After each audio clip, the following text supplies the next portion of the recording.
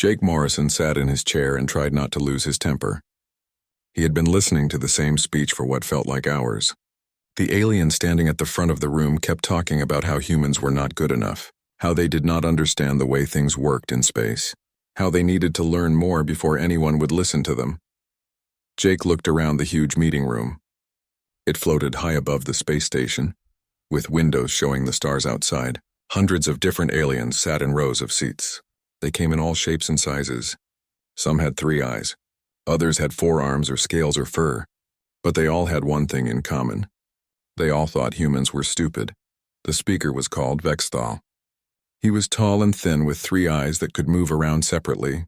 Right now, all 3 eyes were looking at the human group with what Jake knew was disgust. The humans do not understand proper behavior, Vexthal said in his strange voice. Maybe they should watch and learn for another 100 years before they try to join our discussions. Jake felt his friend Lisa Chen move next to him. She was already putting her papers into her bag. On her other side, Commander Ben Parker had stopped writing notes. He just sat there with his arms crossed. This had been going on for a year and a half. Earth had sent its best people to talk with the aliens. Scientists, diplomats, soldiers, teachers, all of them came to this council to try to work together with other planets. All of them got treated like children who did not know anything. It started out good. When the aliens first came to Earth, everyone was excited. Humans were not alone in the universe. There were thousands of other intelligent species out there. They had amazing technology and ships that could go faster than light. They had a government that kept peace between hundreds of star systems. But the excitement died fast. The Galactic Council had rules. Lots of rules. And the most important rule was that old species were better than young species. Humans had only been traveling to other stars for 30 years. That made them basically babies in the eyes of the Council. Every time Earth tried to suggest something, the Council said no. Every time humans asked to share technology, the aliens refused. Every time someone from Earth tried to help, they got laughed at. The message was clear. Humans could sit in the room and watch, but nobody wanted to hear what they had to say. Also, Vexthal continued, the way humans run their governments is messy and wrong. They let everyone vote and argue. Advanced civilizations do not work that way, that was it. Jake could not take it anymore. He stood up fast. His chair made a loud scraping sound on the floor. The noise echoed through the suddenly quiet room. Hundreds of alien eyes turned to look at him. Many of them looked amused or annoyed. Speaker Vexthal, Jake said clearly, I need to make a statement for the United Earth government. Vexthal's middle eye rotated to stare at Jake. He looked irritated. Ambassador Morrison, you are not supposed to speak right now. You can talk in 14 days when it is your turn. This cannot wait 14 days, Jake said. It cannot wait another minute. Whispers started spreading through the crowd. Interrupting the speaker was against the rules. It was a serious mistake. Jake could feel all those stares. Some aliens looked shocked. Others looked happy that humans were messing up again. I am here to tell this council that Earth is leaving. We are done with all of this. Starting right now, the whispers exploded into loud talking. Vexthal's 3 eyes went wide with surprise. Maybe it was the first real emotion Jake had seen from him in months. You cannot just leave, Vexthal said quickly. There are rules. Papers to sign. Meetings that take years to finish. We know you love your rules, Lisa said, standing up next to Jake. But you always tell us that humans do not understand how to do things properly. So we will do this our way. We are leaving. Ben stood up too. Then all 30 humans in the room stood together. They picked up their bags and papers, moving quickly and quietly. Around them, the aliens were shouting and arguing. This is not allowed, said another alien ambassador. His name was Keelthan, and he had 4 arms. You must fill out forms. You must have review meetings. You must participate in exit talks. Must we? Jake asked. Or are those just more rules to keep species like us trapped in a club that does not want us here? We spent 18 months trying to be part of this council. We tried to help.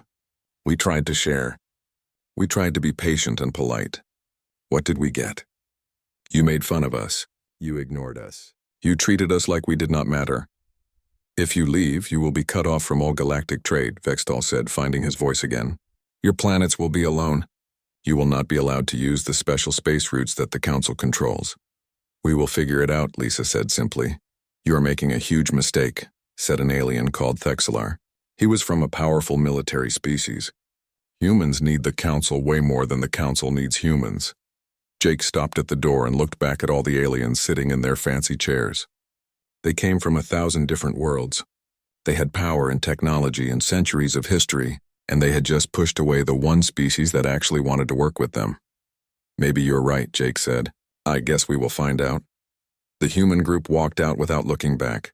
Behind them, the meeting room erupted into angry debates, but none of it mattered anymore. Earth was done playing by rules that were designed to keep them at the bottom. As they walked through the station's long hallways toward their ships, Ben spoke quietly. Do you think they will try to stop us? No, Jake said. They are too proud to believe we would really do this. By the time they figure out we are serious, we will be gone. What happens next? Asked Dr. Amy Rodriguez. She was the chief science advisor and looked worried. We take care of ourselves, Lisa said, like we always have. The human ships left the station within an hour. As they flew away and jumped into faster-than-light speed, nobody on board felt sad. They had tried to join the galactic community. They had been rejected. Now it was time to show the galaxy what humans could do on their own. Back in the meeting room, aliens argued for hours. Some were happy the humans left. Others were worried about what it meant. But most agreed on one thing. Humans were too primitive and too unimportant to make any real difference. They were about to learn how wrong they were. 6 months passed since humans left the Galactic Council. Earth was doing better than anyone expected. Commander Kate Sullivan stood looking out a large window on her ship. Outside, workers in spacesuits were finishing a new space station. It was called Armstrong Station, and it was huge. The metal structure gleamed in the light from the nearby sun. Last piece is done, said engineer Greg Matthews over the radio from the control room. We finished 3 weeks early, Kate smiled. Finishing early was normal now for human projects. Without all the alien rules and paperwork, Earth's workers could build things fast. The results were impressive. Armstrong Station was just one of 12 new stations humans had built in 6 months. There were science labs, trading posts, and defense platforms. Earth had also made friends with 17 independent alien species. These were aliens who did not belong to the Council. Together they created their own trade network. Captain Sullivan, said Ryan Park from the communications desk, the Techrin want to buy 50 more of our medical scanners. Yes, sell them the scanners, Kate said, and send them the instruction books too. The medical scanners were Earth's first big success in alien trade. They were simple machines by human standards. They could scan a body and find sickness quickly. The Council had said no when humans offered to share this technology. The aliens claimed their own medical tools were better, but the independent aliens had no such pride. They knew a good tool when they saw one. The human medical scanners were cheap and reliable and easy to fix. Within 3 months, they became standard equipment across non-Council space. The Orinth clans are asking about our habitat modules, Ryan added, and the free traders want to make deals for our engine repair kits. Kate nodded. The same thing kept happening. Humans had something the Council aliens did not. They had practical technology. Council technology was often more advanced, but it was also complex and expensive and hard to repair. It needed experts and rare materials. It broke down often and took months to fix. Human technology was different. Earth's engineers spent centuries making systems that worked in difficult places. They could be fixed with common materials. They could be used by people with basic training. When you came from one planet with limited resources, you learned to make things that worked and lasted. How many alien species are using human technology now? Kate asked. Ryan checked his computer.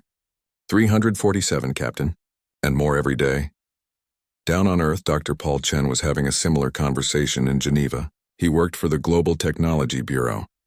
The requests keep coming, said his assistant Claire Mitchell. She scrolled through hundreds of messages. Everyone wants something. Water cleaners, farming robots, waste recyclers, power generators. Half the galaxy has broken infrastructure. Because Council technology only works on advanced worlds, Paul explained. It assumes everything is already set up perfectly. But most species are still developing. They need solutions that work in bad conditions. And we are experts at that, Claire said with a smile. It was true. Humans were good at solving problems with whatever they had. When faced with a challenge, humans found a way. When resources were limited, they got creative. When systems failed, they built new ones. The Galactic Council thought Earth's simple approach meant they were backward. They saw human technology as primitive. But the independent aliens saw it differently. They saw it as brilliant. "What about the military contracts?" Paul asked. Claire looked serious. 62 species have asked about our defense systems. They especially like our missile defenses and quick response plans. This was new. Earth was careful about sharing military technology. But the requests kept coming. Small alien species were worried about bigger, aggressive neighbors. They wanted to protect themselves. "What makes our defenses special?" Paul wondered aloud. "Our distributed approach," Claire said. "Council species build huge, centralized defense stations. They are powerful but not flexible. Our systems are modular and redundant. They can adapt to different threats and keep working even when parts are destroyed." "Survival thinking," Paul said. "We designed our defenses assuming we would be outmatched." "Exactly. And for smaller species facing the same situation, that approach is very valuable." Back in orbit, Kate was meeting with Ambassador Sam Torres. He handled relations with independent alien species. "The Council is noticing what we are doing," Sam said. "They are asking questions through other people. They want to know what we are up to out here." "Let them wonder," Kate replied. "We are not breaking any laws. We are just trading and talking with species they do not control." "They are also noticing the technology spread," Sam continued. "Council markets are losing business to human products. It is hurting their economic power." "Good," Kate said simply. Sam raised an eyebrow. "You sound happy about annoying them." "I am happy we are succeeding," Kate said. "The Council had their chance to work with us. They chose to dismiss us. Now we are proving we never needed them." It was more than pride. Earth's leaders had made a smart choice. They knew they could not beat Council species in advanced technology or military strength. But they did not need to. Humans had a different advantage. They had practical solutions and they were willing to share. While Council species kept their knowledge behind expensive licenses and strict rules, Earth gave away basic designs for free. They only charged for upgrades and customization. While Council companies demanded long contracts and exclusive rights, human companies offered flexible terms and local manufacturing. The result was predictable. Aliens who felt trapped in the Council's economic system found an alternative. A few became interested, then more, then it became a flood. Within 6 months, humans became the favorite technology provider for nearly half the independent species in the galaxy. "There is one more thing," Sam said carefully. "We have been getting strange messages from some Council member species. Not official messages, but private questions from their scientists and engineers." "What kind of questions?" "They are asking about how we solve problems, how we approach engineering challenges, how we train our workers, how we design flexible systems. It is like they are trying to understand how we think." Kate thought about this. "They are used to slow, careful progress. We try things and adapt quickly. It must look chaotic to them, or like something they cannot copy," Sam suggested. That night, Jake Morrison sat in his office in New York reviewing reports. Every number told the same story. Humans were thriving. Trade was up 400%. New jobs and technology were at record levels. Earth's economy was booming, and most importantly, humanity's confidence was back. His computer chimed. It was a message from Lisa Chen. She was on a ship doing diplomatic work in the Outer Rim. "Jake, you need to see this," her recorded message said. "3 different Council species have contacted us in the past week. Not officially, through secret channels. They are asking if Earth would help them with technical problems their own experts cannot solve. They are offering to pay a lot." Jake leaned forward, interested. "They are desperate," Lisa continued. "Their systems are failing and they do not know how to fix them. These are problems we could solve easily. Infrastructure failures, supply problems, resource distribution issues. Basic stuff for us, apparently impossible for them." The message ended with Lisa smiling. "I think the Council is about to realize they made a mistake. Let me know what you want to do." Jake sat back and thought. 6 months ago, Earth walked away from the galactic community. They were dismissed as primitive and unimportant. Now those same aliens were quietly asking for help. He typed a response. "Help them, but on our terms. Charge fair prices, no special treatment, and make sure everyone knows where the solutions came from." As he sent the message, Jake smiled. The galaxy was learning what Earth always knew. Sometimes the best solutions come from those who learn to succeed with less. The Galactic Council wanted humans to know their place. They were about to find out that place was far more important than they ever imagined. The crisis started in the Andromeda sector, but it did not stay there long. Admiral Zenthor watched his computer screen with growing horror. Another supply line had just failed. The automated systems that had worked perfectly for 200 years were breaking down. Nobody could figure out why. How many stations are affected? He asked loudly. 17 now, Admiral, his officer replied. Food shipments are delayed. Medicine is not reaching the outer colonies. 3 military bases report they are running out of basic supplies. This is impossible, Zenthor growled. These are Council systems. They do not fail, but they were failing. Across Council space, the complex network of supply lines was stopping. The machines that moved billions of tons of materials across thousands of light years were breaking. And the more engineers tried to fix them, the worse things got. The problem was complicated. The Council's logistics systems were amazing pieces of technology. They could move huge amounts of stuff across space with almost no human oversight. They were optimized, automated, and all connected together. Every part needed every other part to work perfectly, and that was the problem.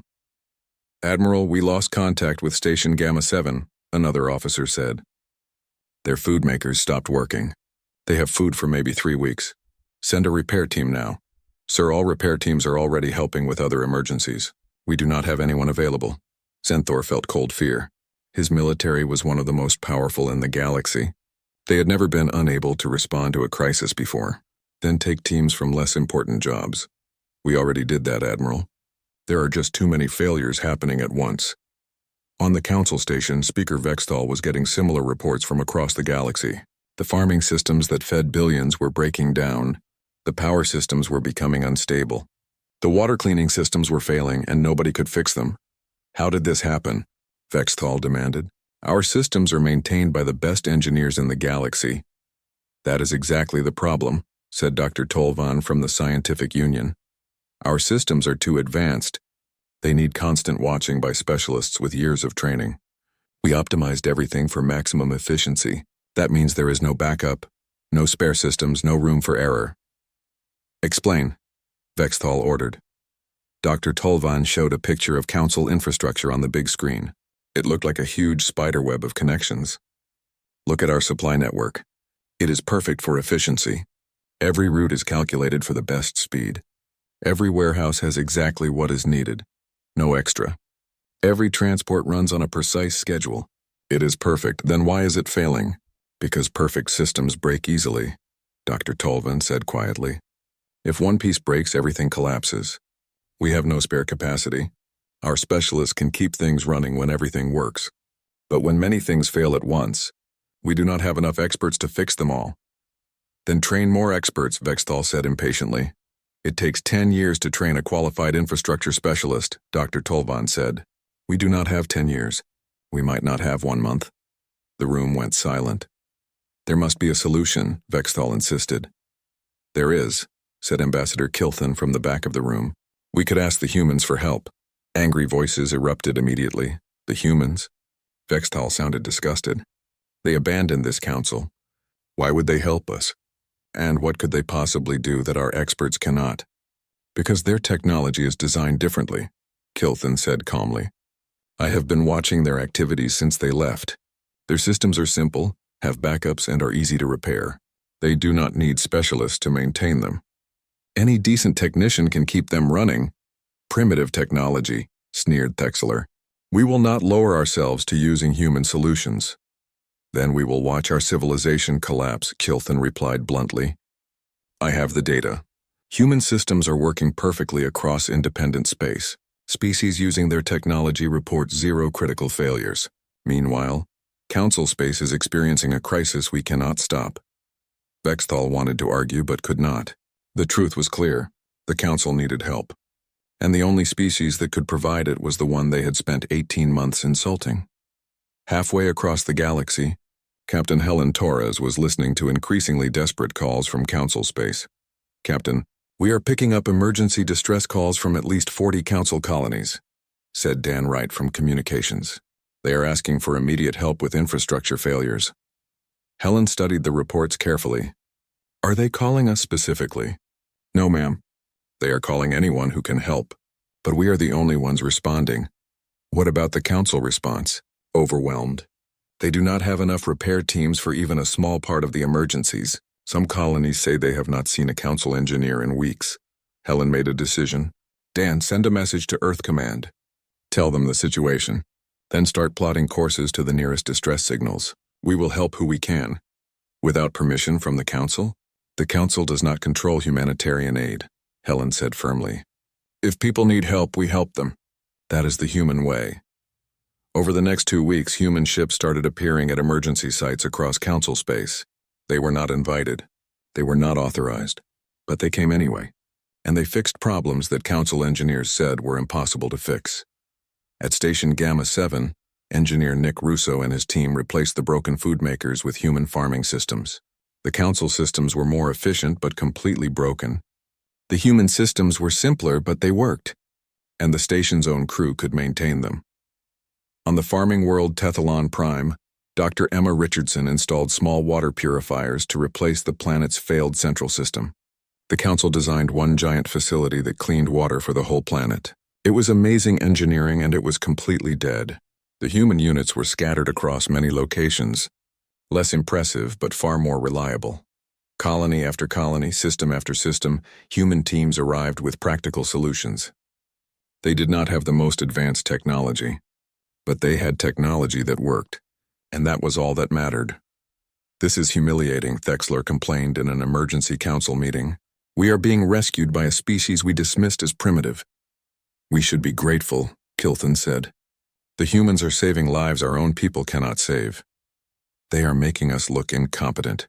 We are incompetent, Dr. Tolvan said bluntly. Look at the data. Human solutions work 98% of the time. Our repair attempts fail more than half the time. We built systems we cannot actually maintain. Bexthal watched the reports coming in. Each one was another small defeat. The humans were not bragging. They were not making demands. They were just fixing problems and moving to the next emergency. It was infuriatingly noble. How many council worlds are now using human technology? He asked quietly. 163, Dr. Tolvan replied, and that number grows daily. The humans are not even charging for emergency help. They fix things and only ask us to pay for materials. Why? Vextal could not understand. Why help us after how we treated them? Perhaps, Kilthan suggested, because they are better than we thought. In orbit above Earth, Jake Morrison was coordinating the relief efforts. The requests for help were overwhelming, but humanity was doing its best. We have 67 emergency teams out there, Lisa Chen reported. Another 40 are getting ready to leave. But Jake, we are at maximum capacity. We cannot handle much more. I know, Jake said. But we have to try. Why? Lisa asked. They threw us out. They called us primitive. They mocked everything we did. Why are we saving them? Jake was quiet for a moment. Because it is the right thing to do. People are suffering and we can help. And we need to show the galaxy who we really are. We are showing them they were wrong about us. Yes, Jake agreed. But more than that, we are showing them what they could be. The council became so focused on being advanced that they forgot the basics. They forgot that civilization is not about having the best technology. It is about taking care of each other. Lisa smiled. You sound like a teacher. Maybe that is what we are, Jake said. Teachers showing the galaxy a better way. On the council station, Speaker Vexthal stared at his computer screen. His people were being saved by the species they rejected. The galaxy was seeing that humanity's simplicity was actually brilliance. The council's reputation was ruined while Earth's was better than ever. He knew what he had to do, but the thought was painful. He opened a communication channel and started writing a message to Earth. Every word felt like defeat, but there was no choice. The Galactic Council needed humanity, and it was time to beg them to come back. The message from Speaker Vexthal arrived 3 weeks into the crisis. Jake Morrison read it in his office with Lisa and Sam Torres looking over his shoulder. They want to talk, Jake said. They want more than that, Lisa said, reading further. They are asking us to return to the council. Full membership, immediate seating, everything. After they threw us out, Sam shook his head. These people have some nerve. Jake read the message again. The careful diplomatic words could not hide the desperation. The council was in trouble and they knew it. Human relief teams were the only thing keeping civilization running in many places. Council infrastructure kept failing faster than it could be fixed. They need us, Lisa observed. That is different from 6 months ago. They needed us then too, Jake replied. They just did not know it. Or they were too proud to admit it. So what do we do? Sam asked. Do we go back? Jake stood and walked to his window. He looked out over New York. The city was busy and successful. Earth was thriving. Humans had found their place in the galaxy. And that place was not at the bottom of the Council's hierarchy. We respond, Jake said finally.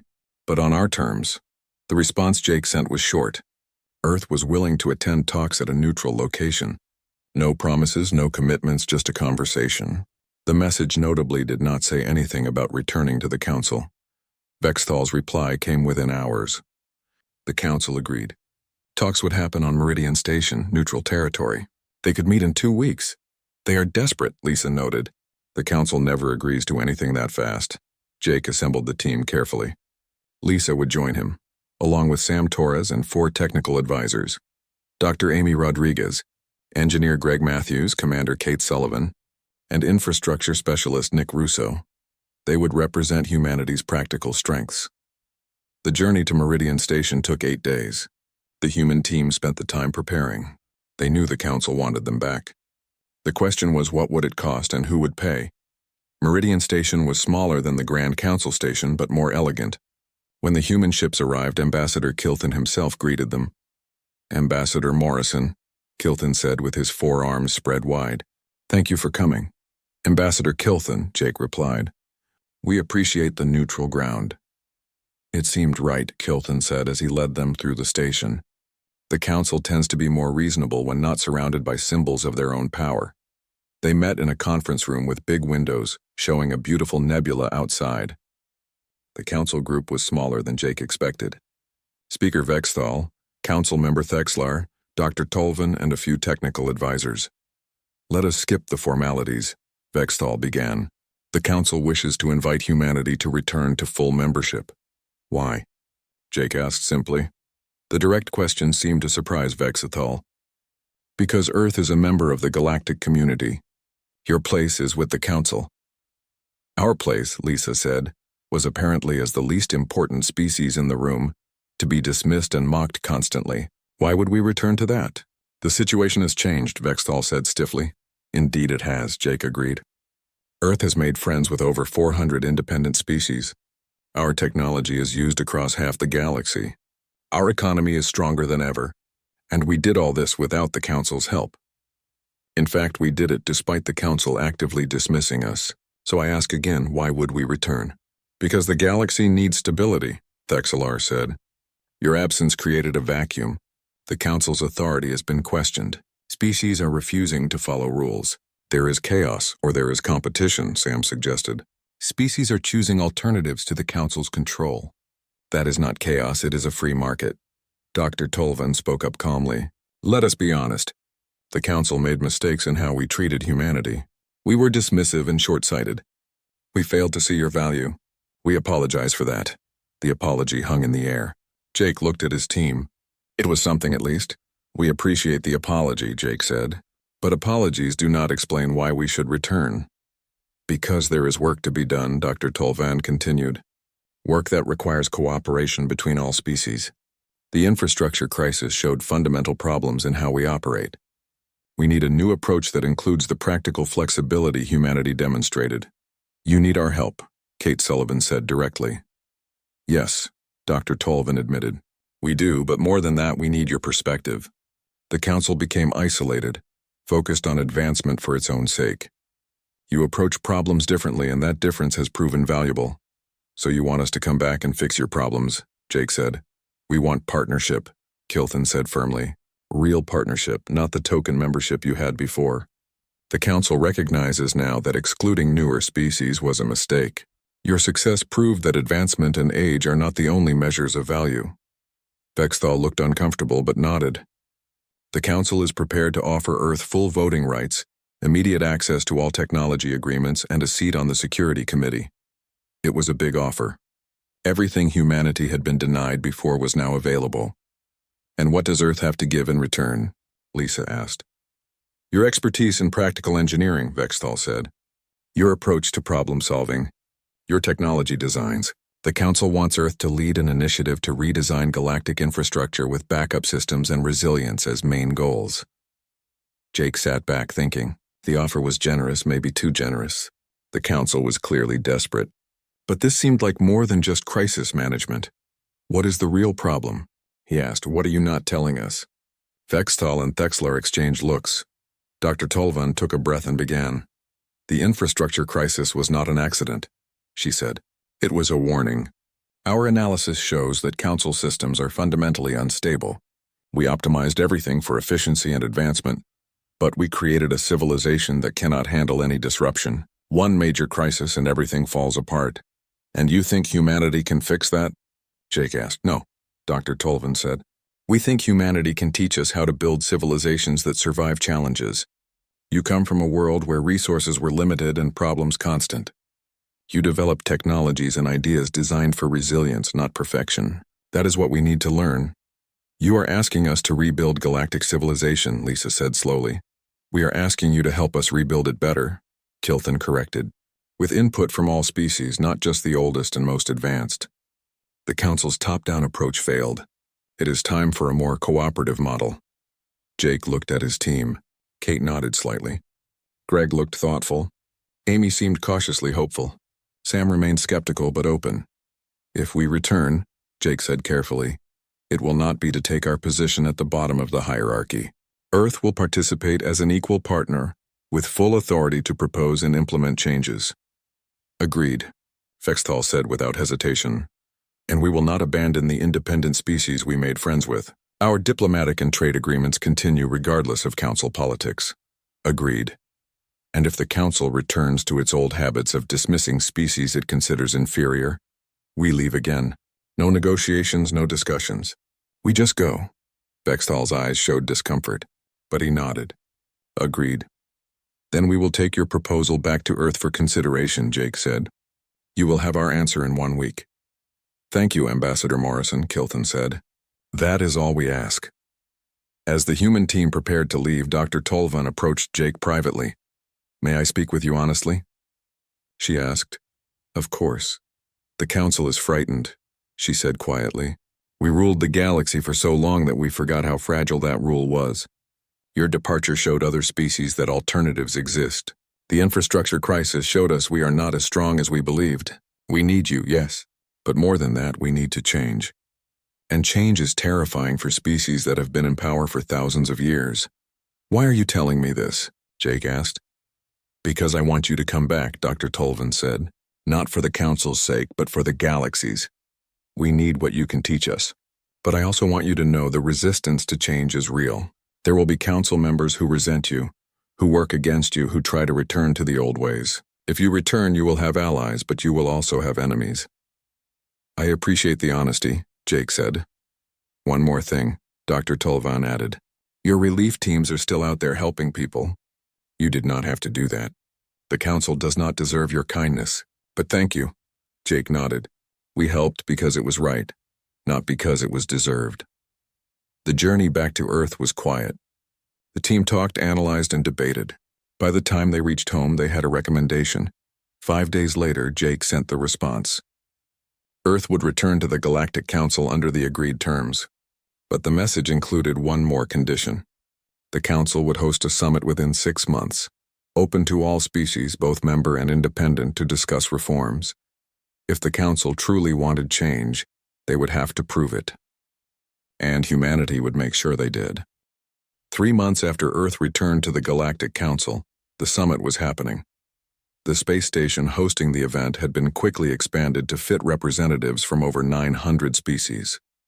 It was the largest gathering in galactic history.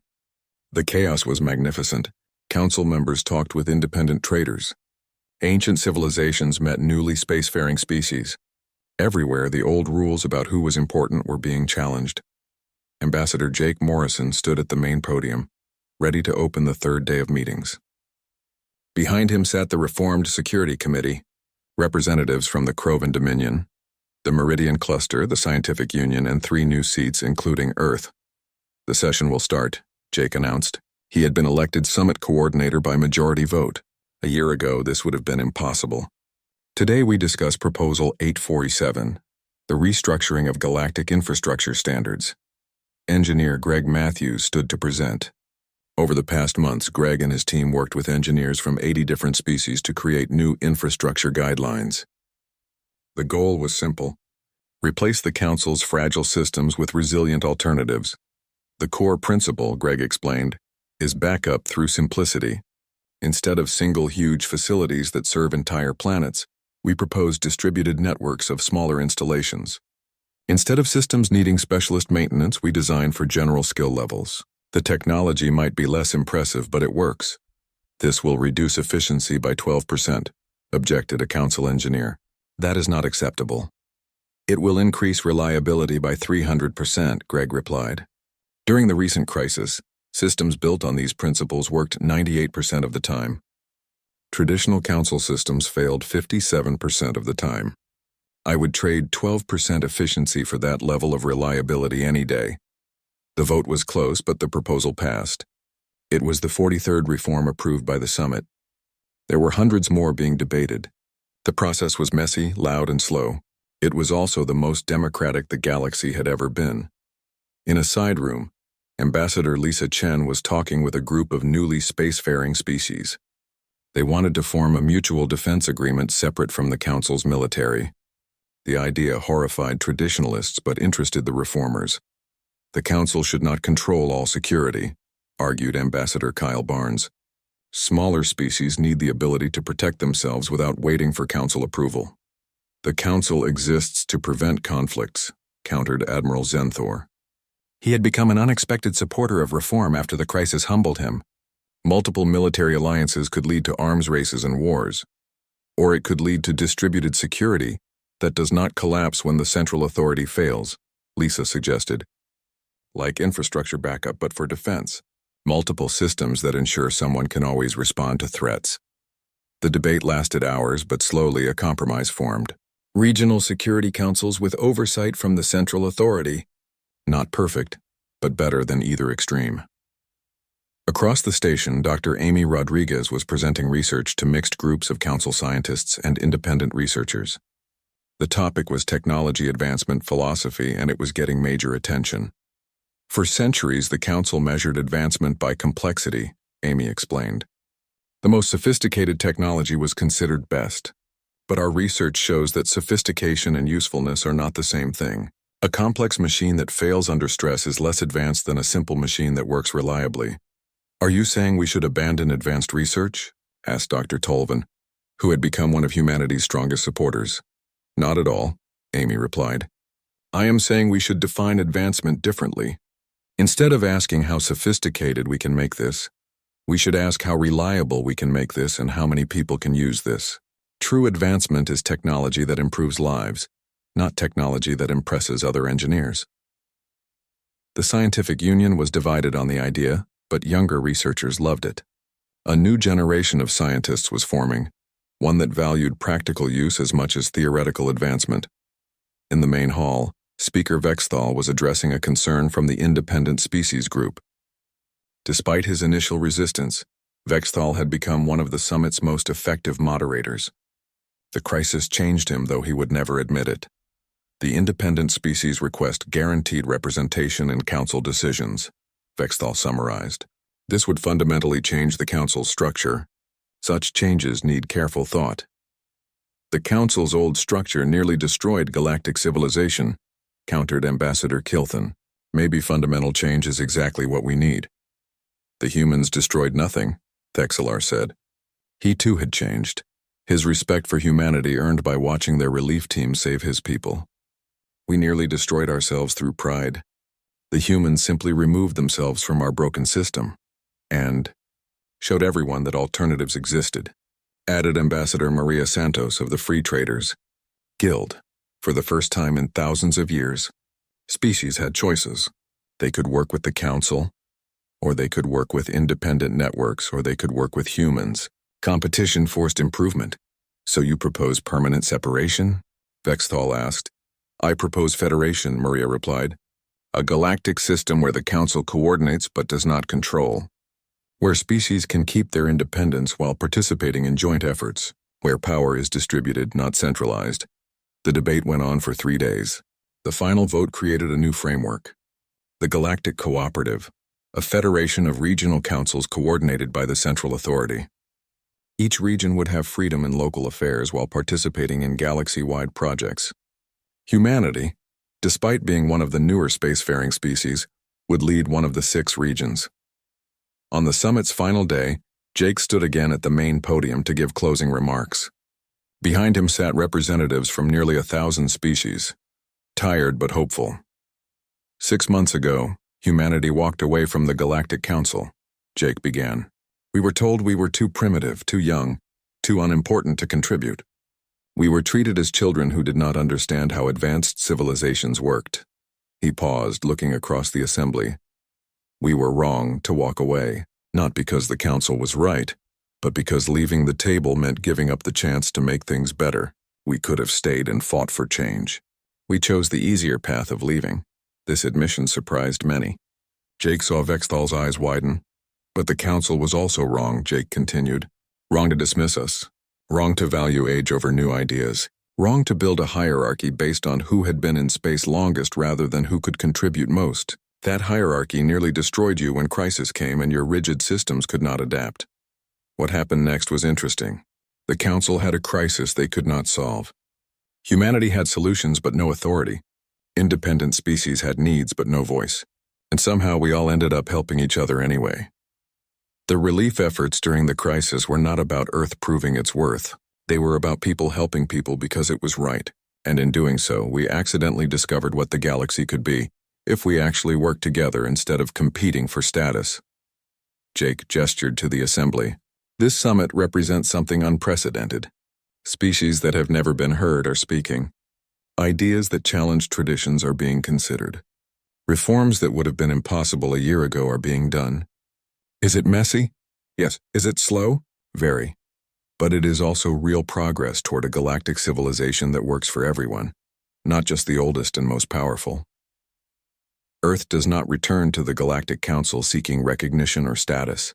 We return because we believe in the principle that civilizations achieve more through cooperation than isolation, but we also return demanding that principle apply equally to all species, regardless of age or power.